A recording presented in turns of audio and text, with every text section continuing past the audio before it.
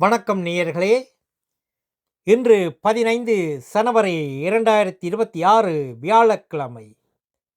Norway Tamil முற்றச் செய்திகளுடன் கதிர். முதலில் தலைப்புச் செய்திகள். நோர்வேயின் பொருளியல் நிலவரம், கைபேசி நெறிமுறை மீறல், பனிக்குப் பின் மழை. இனி விரிவான செய்திகள். நோர்வேயின் பொருளியல் நிலவரம். கொரோனா பெருந்தொற்றுக்கு பின் நோர்வேயின் வணிக மிகுதி ஹாண்டல்ஸ் ஓவர்ஸ்குட் ட்ரேட் சர்ப்ளஸ் 663 பில்லியன் குரோனராக குறைந்துள்ளது. உலகளவிய வணிக பதட்டங்களும் எண்ணெய் விலை வீழ்ச்சியும் முதன்மை காரணங்கள். இருப்பினும் கடலுணவு ஏற்றுமதி தொடர்ந்து நல்ல வளர்ச்சியை காட்டுகிறது. கைபேசி நெறிமுறை மீறல்.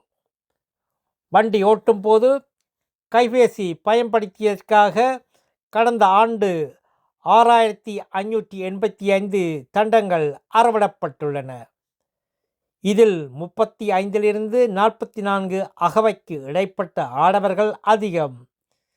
பெண்களை விட ஆடவர்கள் 2 மடங்கு அதிகமாக பிடிபட்டுள்ளனர். பனிக்கு பின் மழை.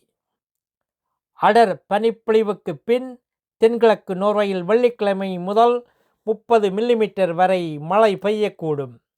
பனி உருகி சாலைகள் வழுக்கலாக மாறும் பேரிடர் உள்ளது. பொதுமக்கள் மிகுந்த எச்சரிக்கையுடன் இருக்குமாறு அதிகாரிகள் அறிவுறுத்துகின்றனர். நல்லது நேயர்களே, நாளை வெள்ளிக்கிழமை தாயகத்தில் பட்டிப் பொங்கல் மற்றும் ஏறு தழுவுதல் விழா வாழ்த்துக்களை தெரிவித்துக் கொள்கின்றோம். மேலும் செய்திகளுக்கு நோர்வே தமிழ் முகநூல் பக்கத்தையும் இணையதளத்தையும் பாருங்கள்.